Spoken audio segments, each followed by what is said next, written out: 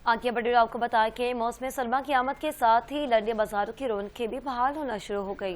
ताहम महंगाई के बाइस कल मलबूसात की खरीदारी मुश्किल दिखाई देने लगी। इसी हवाले से मज़ीद जानते हैं डहर की नुमाइंदा न्यूज़ कादिर जट से। जी कादिर जट, बताइएगा।